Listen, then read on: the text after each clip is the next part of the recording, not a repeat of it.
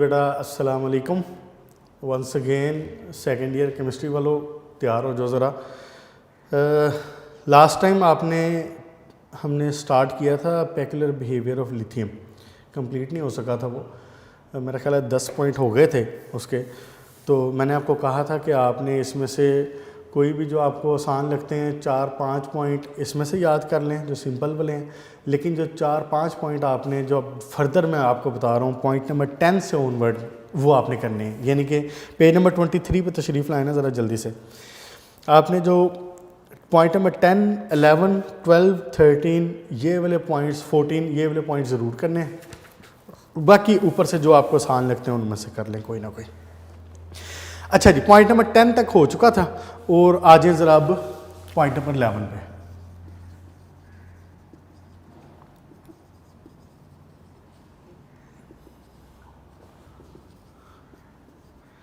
Peculiar behaviour of lithium. हाँ जी, क्या कहते हैं जनाब पॉइंट नंबर 11? कहते हैं कि जी lithium has low electropositive character. बड़ी मज़े की बात है, हमने तो पढ़ा है सारी जगह पे कि भाई साहब ये जो अल्कली मेटल्स हैं दीज आर वेरी रिएक्टिव। और वो वेरी रिएक्टिव क्यों हैं? क्योंकि दीज आर हाईली इलेक्ट्रोपॉजिटिव।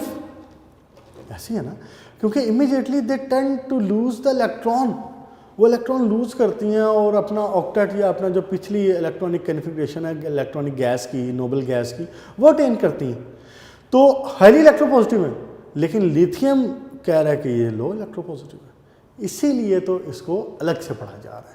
यही रीज़न है कि इसके पेक्युलर बिहेवियर को स्टडी किया जा रहा है। इसी बिहेवियर को एनोमलस बिहेवियर भी कहते हैं। ये देखें ना, इस पेज नंबर 23 पे पहला जो इसका आपका है पैराग्राफ, उसके अंदर एक वर्ड यूज़ किया हुआ है इसने, एनोमलस प्रॉपर्टीज़। तो ये दोनों तरह से पूछ सकते हैं पेपर में कि what are the anomalous properties of lithium, या what are the peculiar behaviour of lithium, what is the peculiar behaviour of lithium. तो दोनों तरह से बात पूछ सकता है, जहन में होना चाहिए आपके। अच्छा जी, कहता है कि जी lithium has low electropositive character, thus its carbonate and nitrate are not stable. इसके जो कार्बोनेट और बाइकार्बोनेट है वो बहुत ज़्यादा स्टेबल नहीं है, नाइट्रेट सॉरी, लेकिन बाकी एलिमेंट्स के हैं। तो इसके जो लिथियम के कार्बोनेट वगैरह हैं ये क्या करते हैं, ये डीकम्पोज होकर फौरी तौर पे ऑक्साइड बना देते हैं। जैसे कि पहली इक्वेशन उसने दी हुई है, लिथियम कार्बोनेट Li2O बना देती है और साथ में CO2 बना देती है। अच्छा, अब इसमें एक बात ज़रा नोटिस ये कर लें कि आपको पेक्युलर बिहेवियर में आपने एक पॉइंट पढ़ा था कि लिथियम जो है वो नॉर्मल ऑक्साइड बनाता है। तो देख लें इसमें कि इसकी क्या वो है, ऑक्सीडेशन स्टेट क्या निकलती है, -2 +2। ठीक हो गया। तो ये लिथियम के केस में है। बाकी जो आपके सोडियम और पोटाशियम वगैरह हैं वो सब ऑक्साइड और सुपर ऑक्साइड की तरफ भी जाते हैं, पर ऑक्साइड की तरफ। अच्छा जी, उसके बाद एक और इंटरेस्टिंग बात देखें जरा, इक्वेशंस पे देखें जरा, नीचे वाली इक्वेशंस पे देखें। लिथियम नाइट्रेट जब ब्रेक डाउन हो रहा है तो वो बना रहा है लिथियम ऑक्साइड और साथ में NO2 gas. Lithium nitrate oxide बना रहा है और साथ में NO2 गैस बना रहा है साथ में। लेकिन दूसरे ही इसी ग्रुप के दूसरे एलिमेंट जैसे कि सोडियम नाइट्रेट है, जब वो ब्रेक डाउन हो रहा है तो वो क्या बना रहा है, वो नाइट्राइट बना रहा है, सोडियम नाइट्राइट। Peculiar behaviour. ठीक हो गया जी, जो भी इसका डिफरेंट रवैया हुआ करेगा वो पेक्युलर बिहेवियर। बाकी ऑक्सीजन दोनों केसेस में रिलीज हो रही। ओके जी बेटा, नेक्स्ट टाइम जरा पेज नंबर 24 के ऊपर जो पॉइंट नंबर 12 है, कहता है कि जी लिथियम हाइड्रोक्साइड को जब स्ट्रांगली हीट किया जाए तो लिथियम ऑक्साइड बनाता है, लेकिन जो बाकी एलिमेंट्स हैं, जो बाकी कंपाउंड है इसी तरह के लाइक सोडियम हाइड्रोक्साइड, वो ये रवैया नहीं रखते। सिंपल सी इक्वेशन, लिथियम हाइड्रोक्साइड का ब्रेकडाउन होना और वाटर बनता है उसके नतीजे में। अच्छा, अब ये बड़ी एक और इंटरेस्टिंग बात, लिथियम रिएक्ट करता है नाइट्रोजन के साथ और नाइट्राइट बनाता है, लेकिन इसी ग्रुप के बाकी एलिमेंट्स ये रवैया नहीं रखते। ये इक्वेशन देख लें जरा एक बार। लिथियम रिएक्शन कर रहा है नाइट्रोजन के साथ और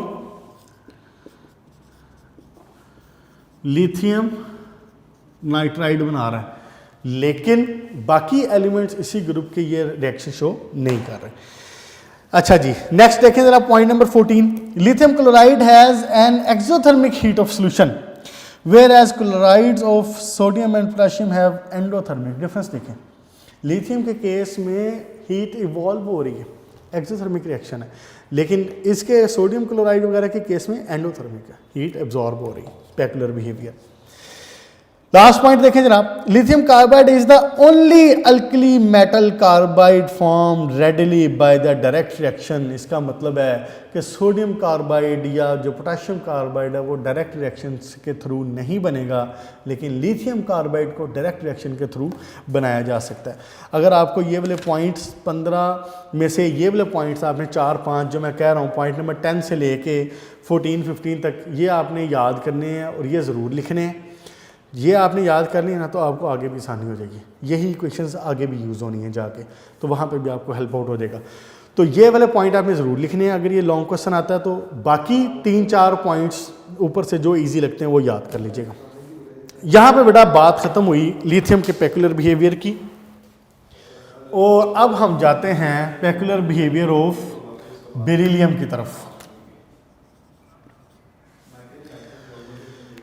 बेरिलियम, वही बात मैंने आपको बताया था कि हर ग्रुप का पहला एलिमेंट ज़रा वक्री टाइप का है, ज़रा डिफरेंट है। तो इसी तरह अब जब सेकंड ग्रुप की बात करता हूँ, beryllium, magnesium, calcium, strontium, barium और रेडियम की, तो बेरिलियम को एज स्पेकुलर बिहेवियर स्टडी किया जाएगा। अच्छा जी, सबसे पहली बात ये है कि आपने ये बता देना है कि इसका रीज़न क्या है, 2 नंबर की अलग से शॉर्ट क्वेश्चन के तौर पे भी, और अगर ये क्वेश्चन पूरा आता है तो भी आप ये बता देंगे कि इसकी रीज़न क्या है। इसकी रीज़न है जनाब वही बात कि स्मॉल एटॉमिक साइज, और फिर दूसरी बात ये कि less electronegativity. Negativity, electronegativity top to bottom क्या हो रही होती है, टॉप टू बॉटम डिक्रीज हो रही होती है, लेकिन इसकी यानी होना ये चाहिए कि इसकी इलेक्ट्रोनेगेटिविटी कम हो, ज़्यादा हो, क्योंकि आप top to bottom electronegativity decrease होती है तो इसकी इलेक्ट्रोनेगेटिविटी ज़्यादा हो, लेकिन इसकी इलेक्ट्रोनेगेटिविटी कम हो जाती है, इस वजह से इसका पेकुलर बिहेवियर है। अच्छा जी, ये बात इसमें लिखी हुई है, जो पहली लाइन, पहली 2 लाइन्स है, इसके मेन पोस्टुलेट पे है, जरा इसको भी 1 बाय 1 रीड कर लेते हैं, याद कर लेते हैं। इसके बाद इसको सबसे पहले, beryllium metal is almost as hard as iron and hard enough to scratch the glass। यानी कि बाकी एलिमेंट्स की निस्बत, इसी ग्रुप के बाकी एलिमेंट्स की निस्बत बेरिलियम मेटल इज़ हार्डर, और वो कहता है कि वो इतनी हार्ड है कि it's like iron. Peculiar behaviour, आपको पता है कि कैल्शियम, मैग्नीशियम वगैरह इतने हार्ड नहीं होते, आपने कैल्शियम के कार्बोनेट देखे होंगे। अच्छा जी, उसके बाद कहता है कि जी बाकी जो हैं इसकी निस्बत वो लेस हार्डर है।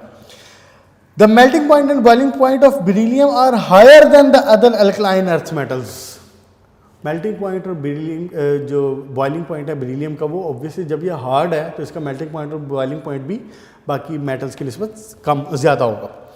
अगली बात देखें जरा, थर्ड पॉइंट कहता है कि जब ये इसकी रिड्यूसिंग प्रॉपर्टीज़ की बात की जाए ना, तो बाकी इस ग्रुप के जो सारे एलिमेंट्स हैं वो वाटर को रिड्यूस कर देते हैं, are powerful enough to reduce the water, लेकिन बेरिलियम ऐसा नहीं कर पाता।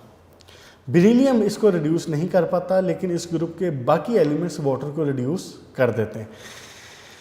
अच्छा, इसकी रीज़न क्या है, यही बात ज़रा अगले के साथ इसके रिलेट करते हैं। देखें ज़रा point number 4, beryllium in particular is quite resistant towards complete oxidation। Beryllium अपनी ऑक्सीडेशन को कंप्लीट होने नहीं देता, यानी कि ये क्या है, रेजिस्टेंट टू ऑक्सीडेशन है,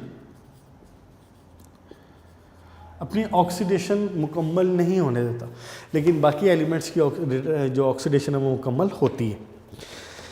और इसकी रीज़न क्या उसने बताई है, इसकी रीज़न कहता है कि इसके ऊपर बेरिलियम ऑक्साइड की कोटिंग बन जाया करती है। आपको याद होगा तो आपने ये बात पहले पढ़ी हुई है कि एल्यूमिनियम की भी ऑक्सीडेशन मुकम्मल, जैसे आयरन है, आयरन की ऑक्सीडेशन हो जाती है मुकम्मल। आयरन की ऑक्सीडेशन मुकम्मल हो जाने का क्या मतलब है कि उसको जंग लग जाता है, आयरन ऑक्साइड बन जाता है। लेकिन एल्यूमिनियम भी अगर याद हो तो वो भी रेजिस्टेंस शो करता है टुवर्ड्स द ऑक्सीडेशन। और वो क्यों बनाते हैं, क्यों रेजिस्टेंस शो करता है? क्योंकि उसके ऊपर एल्यूमिनियम ऑक्साइड की लेयर आ जाती है। वो जो एल्यूमिनियम ऑक्साइड की लेयर आती है वो फर्दर ऑक्सीडेशन नहीं होने देती। इसीलिए आपके जो एल्यूमिनियम का जो सरफेस है, एल्यूमिनियम के बर्तन कह लें, एल्यूमिनियम की वैसी कोई सरफेस कह लें, तो एल्यूमिनियम की वो सरफेस की करोजन नहीं होती, लेकिन आयरन की करोजन हो जाती। आयरन की करोजन होती है क्योंकि वो ऑक्साइड बना देता है, लेकिन एल्यूमिनियम ऑक्साइड की लेयर उसको प्रोटेक्ट करती है। Same is the case with beryllium. जब बेरिलियम ऑक्साइड की लेयर बनती है तो वो उसकी जो ऑक्सीडेशन है उसको रोक देती है और उसकी ऑक्सीडेशन को रिस्ट्रिक्ट करती है। अच्छा जी, उसके बाद लास्ट पॉइंट में है जरा, beryllium is the only member of its group which reacts with the alkalis to give hydrogen। Alkali alkalis के साथ रिएक्शन करती है और उसमें हाइड्रोजन दे देती है, और उसमें क्या करते हैं, लेकिन बाकी जो एलिमेंट्स हैं उसके वो ये रिएक्शन शो नहीं करते। आप इसकी इक्वेशन देख लें, बेरिलियम सोडियम हाइड्रोक्साइड के साथ रिएक्शन करके सोडियम बेरिलाइट बना रहा है और साथ में हाइड्रोजन गैस निकल रही है। ठीक हो गया बेटा, यहाँ तक हो गई बेरिलियम की भी बात मुकम्मल। अब आपने पेक्युलर बिहेवियर ऑफ लिथियम भी पढ़ लिया और पेक्युलर बिहेवियर ऑफ बेरिलियम भी पढ़ लिया। अब हमने क्या करना है, अब हमने आना है इसके केमिकल रिएक्शंस की तरफ।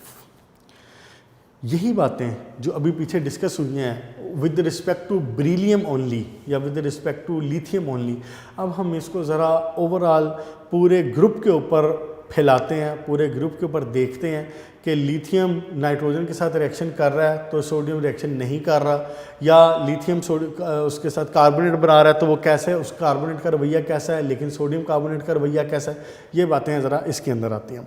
नेक्स्ट टॉपिक शुरू होता है यहाँ से, trends in chemical properties of alkali metals के। केमिकल प्रॉपर्टीज़ के ट्रेंड क्या हैं एल्कली मेटल्स के अंदर। पहले एल्कली मेटल डिस्कस होगा, उसके बाद अल्कलाइन अर्थ मेटल डिस्कस होगा। बेटा ये वाला जो क्वेश्चन है ना, ये एक तो ये कि शॉर्ट क्वेश्चन में पूछ सकता है, इसके छोटे जो रिएक्शन है कुछ भी पूछ सकता है, और उससे भी ज़्यादा जो अहम बात है ना वो है इसकी इक्वेशंस। वो क्या करता है कि आपको मिसाल के तौर पे 4 नंबर का लॉन्ग क्वेश्चन या 2 नंबर का शॉर्ट क्वेश्चन दे दिया, और इसमें से ये जो पेज नंबर 25 पे इक्वेशंस लिखी हुई, इनमें से कोई सी भी आपको इक्वेशंस उठा के दे दी। मिसाल के तौर पे वो कहता है कि जी लेट्स से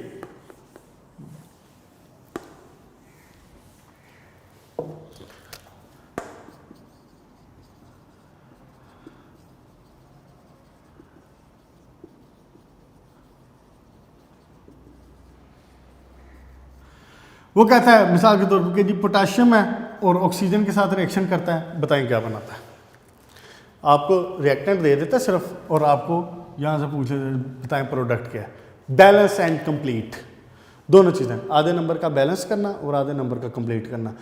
शॉर्ट क्वेश्चन में 2 इक्वेशंस भी पूछ सकता है, लॉन्ग क्वेश्चन बना के 4 भी पूछ सकता है, दोनों तरीक़ों से पूछ सकता है। शॉर्ट क्वेश्चन वैसे अलग से भी आ सकता है और बाय इक्वेशंस भी आ सकता है, इसलिए इक्वेशंस के ऊपर ज़रा ख़ास तवज्जो देनी है और बैलेंसिंग कोशिश करनी है कि बैलेंसिंग आप साथ में याद कर लें। ऑब्वियसली आपको बैलेंस करना आता है और आप बोर्ड में बैठ के बैलेंस कर भी सकते हैं, लेकिन सम टाइम क्या होता है कि अगर इक्वेशन छोटी है तो फिर तो it will not be time consuming, लेकिन अगर इक्वेशन ज़रा बड़ी है, लार्जर है, तो आपको ऑब्वियसली वहाँ पे टाइम ज़्यादा लगेगा और वहाँ पे आप टाइम ज़्यादा कंज्यूम करना for the balancing only and for the आधे नंबर के लिए, तो उसके लिए फिर अगर टाइम ज़्यादा कंज्यूम करेंगे तो other questions will be affected. इसलिए कोशिश करनी है कि जहाँ पे बैलेंसिंग ज़रा मुश्किल है, लार्जर है, इक्वेशन में 2-4 चीज़ें आ रही हैं उसमें रिएक्टेंट प्रोडक्ट्स में, तो कोशिश करें कि बैलेंस याद कर लें, साथ में याद कर लें। वरना जो छोटी बिल्कुल मामूली सी इक्वेशन है वो तो चलें ठीक है, आप ऑन द स्पॉट भी कर सकते हैं। ठीक है बेटा, आए इसको शुरू करते हैं ज़रा आपके इसमें है क्या। सबसे पहली बात ये कि ये आपको मैंने बता दिया कि जिसकी आयनाइजेशन एनर्जीज लो हैं इसलिए इनकी रिएक्टिविटी ज़्यादा हो जाती है, मोर इलेक्ट्रोपॉजिटिव है, ये सारी बातें बार बार डिस्कस होती जा रही हैं। सीधा आए जरा पेज नंबर 25 के ऊपर, रिएक्शंस विद द ऑक्सीजन के ऊपर। हमने अभी पेक्युलर बिहेवियर ऑफ लिथियम में देखा था रिएक्शन विद ऑक्सीजन। अभी हमने पेक्युलर बिहेवियर में देखा था और हमने उसमें एक पॉइंट पढ़ा था, देखें अब वही पॉइंट यहाँ भी यूज़ हो जाएगा। अगर वो पॉइंट वहाँ याद किया हो वो यहाँ यूज़ हो जाएगा, अगर इसकी इक्वेशंस यहाँ याद की हुई है तो वहाँ यूज़ कर सकते हैं आप। उसने कहा था कि जो लिथियम है वो सिर्फ नॉर्मल ऑक्साइड बनाता है, लेकिन जो पोटाशियम है या जो सोडियम है वो पर ऑक्साइड और सुपर ऑक्साइड की तरफ जाते हैं। वही बात डिस्कस होनी है। लिथियम के साथ जब ऑक्सीजन का रिएक्शन होता है तो वो सिंपल ऑक्साइड बनता है, लिथियम प्लस ऑक्सीजन Li2O। लेकिन जब सोडियम के साथ ऑक्सीजन का रिएक्शन होता है तो ये क्या बनाता है, N2O2। ठीक हो गया, सोडियम परऑक्साइड। अच्छा, उसके नीचे देखें जरा, जब ये पोटाशियम के साथ रिएक्शन कर रहा है तो क्या बना रहा है, KO2 peroxide super oxide. Normal oxide में ऑक्सीजन की ऑक्सीडेशन स्टेट क्या होती है, -2। पर ऑक्साइड में क्या होती है, -1। और सुपर ऑक्साइड में क्या होती है, -1/2। देखें ज़रा निकालने, यही बनती है। लिथियम की हुआ करती है +1। तो जब आप +1 ऑक्सीडेशन स्टेट को यूँ लिखा जाता है, जब आप +1 लिखते हैं तो इस यहाँ पे हैं कितने लिथियम, 2। तो इसका मतलब है कितने हो गए, +2। तो ऑब्वियसली बैलेंस किसके साथ हो रहा है, फिर -2 के साथ, नॉर्मल ऑक्साइड। पर ऑक्साइड देखें ज़रा, सोडियम की क्या है, -1, एक सोडियम +1, एक सोडियम की क्या है, +1, 2 की क्या हो जाएगी, +2। तो यहाँ पे कितने, 2 ऑक्सीजन है। तो इसका मतलब है इस केस में इसकी यहाँ पे जो ऑक्सीडेशन स्टेट है वो कितनी है, पर ऑक्सीजन, एक ऑक्सीजन के लिहाज से कितनी है, -1। 2 ऑक्सीजन के लिहाज से -2 हो गई। अच्छा, अब इसी तरह इस पे आए ज़रा, पोटाशियम की क्या होती है, +1, और ऑक्सीजन की यहाँ पे 2 ऑक्सीजन है। तो इसका मतलब है एक ऑक्सीजन, हर ऑक्सीजन के लिहाज से कितनी आई, -1/2। सुपर ऑक्साइड, पर ऑक्साइड, नॉर्मल ऑक्साइड। क्लियर हो गया जी। अच्छा जी, उसके बाद नेक्स्ट देखें जरा क्वेश्चन, पॉइंट नंबर 5 के ऊपर आ जाए। कहते हैं कि जी रैपिड रिएक्शन होता है अल्कली मेटल्स का वाटर के साथ। ये पॉइंट डिस्कस हो चुका है पहले कि वाटर के साथ रैपिड रिएक्शन होता है, लेकिन लिथियम का ये रिएक्शन नहीं होता। तो वाटर के साथ रिएक्शन होकर सिंपली बनाता क्या है, सोडियम हाइड्रोक्साइड, पोटाशियम हाइड्रोक्साइड और हाइड्रोजन गैस। सिंपल इक्वेशन है। अच्छा जी, उसके बाद कहता है कि अल्कली जो मेटल्स हैं वो आयनिक हाइड्राइड बनाती हैं हाइड्रोजन के साथ। अगर आपको याद हो, आपने चैप्टर नंबर 1 में एक टॉपिक पढ़ा था पूरा हाइड्राइड का, और उसमें आपने ये बात पढ़ी थी कि अल्कली मेटल्स मेटल हाइड्राइड बनाती हैं। अल्कली मेटल्स हाइड्राइड्स बनाती हैं, और हाइड्राइड बनाने का मतलब क्या है कि hydrogen will carry negative charge and metal will carry positive charge. ठीक है, इसको जनरली चाहे तो इसके साथ लिख देते हैं, विद हाइड्रोजन आ जाएगा,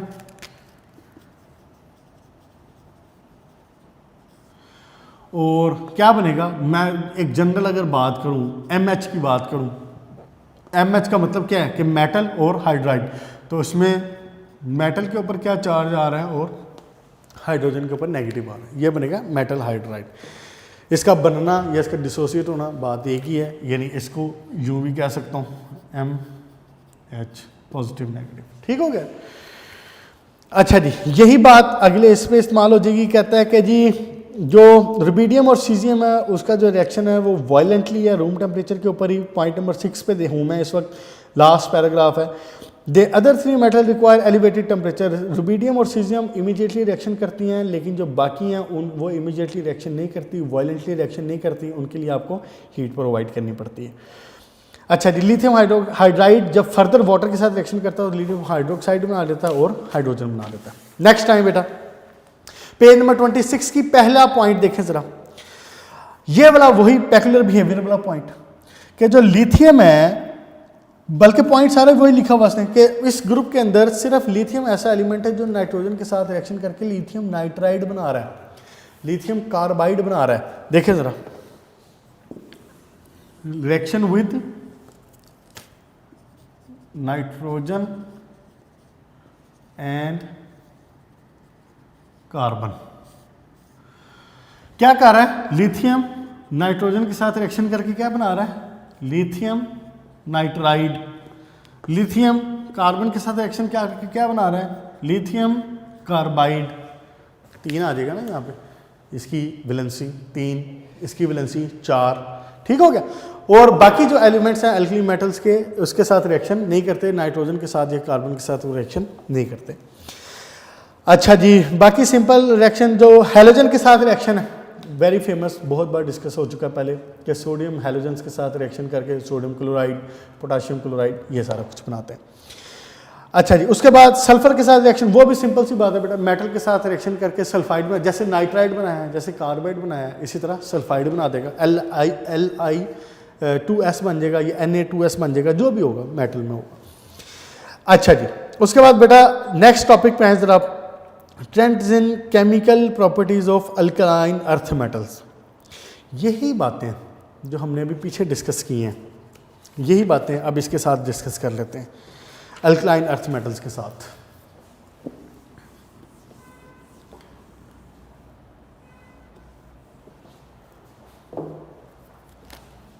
इन अल्कलाइन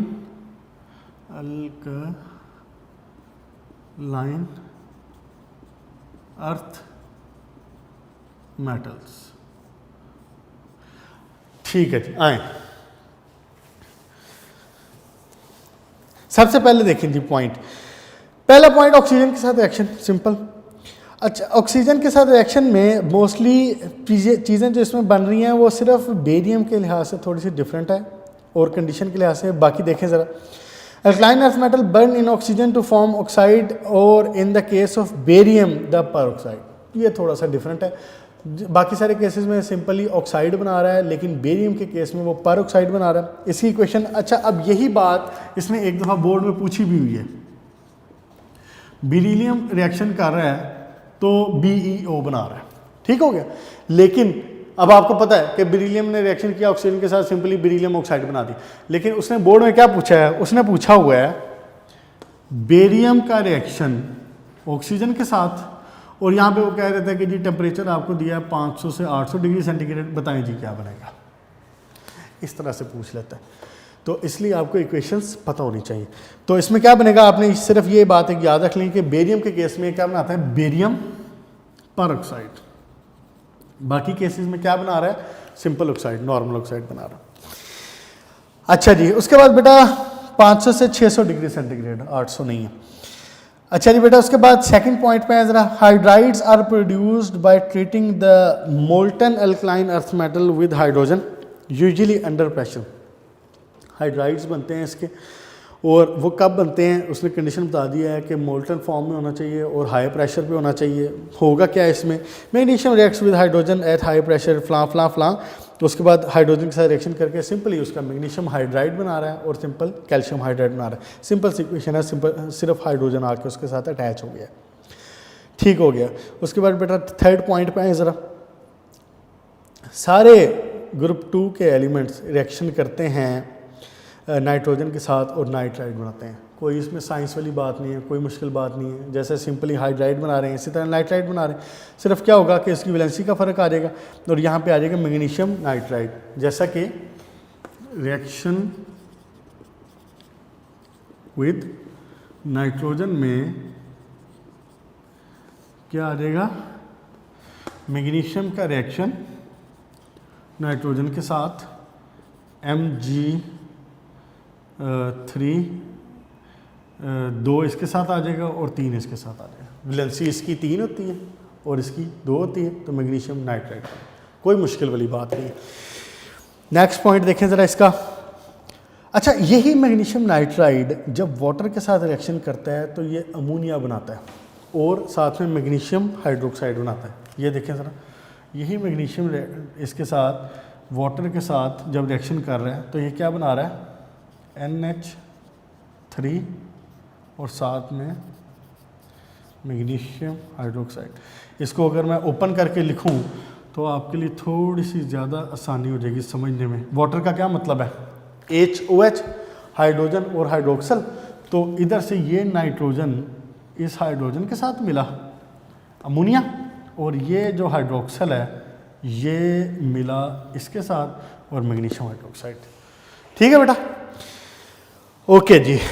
नेक्स्ट पॉइंट देखें ज़रा, सल्फर के साथ रिएक्शन करता है तो सिंपल सी बात है मैग्नीशियम सल्फाइड बनाता है। बेटा इस तरह की चीज़ें अब छोटी छोटी सी बातें ये बार बार रिपीट होती जानी है, आप इनके साथ कोशिश करें यूज टू हो जाए, सिंपल रिएक्शंस जो चलते रहें। तो उसके साथ रिएक्शन करके मैग्नीशियम सल्फाइड, अब इसमें मैग्नीशियम सल्फाइड का फार्मूला सिंपल MgS हो जाएगा, सिंपल मैग्नीशियम की वैलेंसी 2, सल्फर की वैलेंसी 2, मैग्नीशियम सल्फाइड।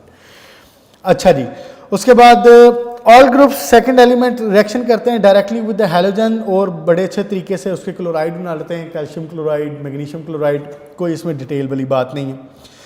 ओके जी, लास्ट पॉइंट पे है 6th के ऊपर, magnesium is more active than beryllium. ये बात हमने ऊपर भी डिस्कस कर ली कि उसकी जो रिएक्टिविटी है वो उसकी निस्बत कम है, मैग्नीशियम ज़्यादा रिएक्टिव है बेरिलियम की निस्बत। Even though it is not attacked by the cold water, magnesium reacts slowly with the boiling water and quite rapidly with the steam to liberate hydrogen. Water के साथ रिएक्शन करता है, hydroxide बना देगा और साथ में हाइड्रोजन गैस निकल आएगी। अच्छा जी, लास्ट पॉइंट इसी में फर्दर देखें जरा, beryllium does not react with the water even at the red hot temperature, unreactive है, लेस रिएक्टिव है मैग्नीशियम की निस्बत। तो इवन वो रेड हॉट टेम्परेचर के ऊपर भी उसके साथ रिएक्शन नहीं करता, वाटर के साथ रिएक्शन नहीं करता है। But remaining alkaline earth metals produce hydroxide with the water. Simple सी बात है बेटा, ये भी वाटर के साथ बाकी जो सारे मिलके हैं वो हाइड्रोक्साइड बना देंगे और जो बेरिलियम है वो रेड हॉट कंडीशन में भी रिएक्शन नहीं करता। ठीक हो गया बेटा, यहाँ तक आपकी बात इसकी ख़त्म हुई इसकी केमिकल रिएक्शंस की। जब केमिकल रिएक्शंस में मैंने आपको बता दिया है कि ये बातें शॉर्ट क्वेश्चन के तौर पे पूछता है, ये बातें अलग अलग उसके तौर पे इक्वेशंस के तौर पे पूछ सकता है। इनमें ये वो कह सकता है कि जी इनको कंप्लीट करें, इनको बैलेंस करें, दोनों बातें इसमें कह सकता है, पूछ सकता है अलग से।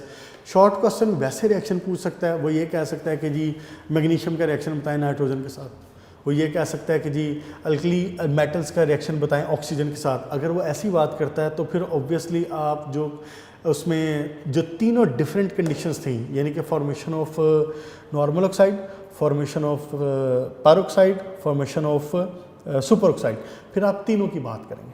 अगर किसी में कोई ऐसी डिस्टिंग्विशिंग नहीं है, यानी कि उसका रिएक्शन उसके साथ भी हो रहा है उसके साथ भी हो रहा है, तो फिर ठीक है। आप जनरल जैसे हाइड्राइड इसी में बात कीजिए, कैल्शियम भी हाइड्राइड बना रहे हैं, मैग्नीशियम भी हाइड्राइड बना रहे हैं, तो आप एक इक्वेशन दे सकते हैं। बेटा इनऑर्गेनिक केमिस्ट्री में आपकी जो इक्वेशंस हैं ये इंतहाई इम्पॉर्टेंट है। मेन आपका जो किरदार है अभी तो इट्स जस्ट द स्टार्ट, आप आगे जाके देखेंगे कि पूरी जो इनऑर्गेनिक केमिस्ट्री है वो इक्वेशंस के साथ फेडअप है, भरी हुई है पूरी। आपने बेटा इसकी इक्वेशंस को लिख के ही याद करना है। अभी हम इसको स्टार्ट कर रहे हैं इस चीज़ को, इक्वेशंस को, इसलिए मैं आपको यहीं पे ये बात बताना चाह रहा हूँ कि इट्स लाइक आपके जैसे मैथ्स के क्वेश्चन होते हैं, जैसे आपके फिज़िक्स के न्यूमेरिकल होते हैं, केमिस्ट्री के न्यूमेरिकल आपने फर्स्ट ईयर में जैसे किए हैं, तो बेटा यहाँ पे जो आपके जो न्यूमेरिकल है ना वो इक्वेशंस हैं। अगर आपने इक्वेशंस को लिख के याद नहीं किया तो आपके इक्वेशंस याद नहीं होंगे। इसलिए इक्वेशंस को लिख के याद करें। आगे जाके ऑर्गेनिक केमिस्ट्री में जाके जब हम इसको इसके जो मैकेनिज़्म है, इसके जो रिएक्शन है वो तो ऑब्वियसली करेंगे सो करेंगे, लेकिन यहाँ पे भी आपने इक्वेशंस को ये नहीं समझना कि जी मैंने बैठ के रटा मार लिया या मैंने बैठ के इसको याद कर लिया तो ये मुझे याद होगी। नहीं, आपने इनको लिख के याद करना है। लिख के याद करेंगे तो ही आपको याद होंगी, अदरवाइज़ ये याद नहीं होंगी, आपको मिक्सअप हो जाएंगी। आगे इक्वेशंस बेशुमार आनी है और सारी चीज़ें आपस में मिक्सअप हो जाती हैं, इसलिए मेंटली तौर पे ज़रा प्रिपेयर रहिएगा। ठीक है, आज इस लेक्चर में हम इसको बात को यहीं तक रखते हैं। नेक्स्ट इंशाल्लाह ताला हम इसके मज़ीद जो कंपाउंड्स हैं वो पढ़ेंगे। उसके बाद कुछ इसकी कमर्शियल यूजेस होंगे। सोडियम क्लोराइड का आपको याद हो, अगर आपने एक नेल्सन सेल, डाउन सेल आपने वो पढ़ा हुआ है, यहाँ पे आपको ज़रा वो तफसील से बताया जाएगा, मज़ीद डिस्कस होगा। बातें सारी ऑब्वियसली वही होती हैं, लेकिन things will be more described form, ज़्यादा डिटेल्ड फॉर्म में आ जाएंगी। लॉन्ग क्वेश्चन के लिहाज से भी वो इम्पोर्टेंट है काफ़ी। ठीक है, यहाँ तक कंप्लीट रखें इसको, अपनी इक्वेशंस को, इनको अच्छे तरीके से याद कर लें मुकम्मल तौर पे। आपको मैंने एक और काम शुरू में दिया हुआ था कि आपने जो पीरियोडिक टेबल के जो एलिमेंट्स हैं वो याद करने, ग्रुप 1 और ग्रुप 2 ये दोनों मैंने आपको बता दिए थे। आज मैं आपको ग्रुप 3 का भी दे देता हूँ और बेहतर है कि उसको भी याद कर लिया जाए साथ में। देखें ज़रा थर्ड ग्रुप में क्या है, बोरॉन, एल्यूमिनियम, गैलियम, इंडियम और थीलियम।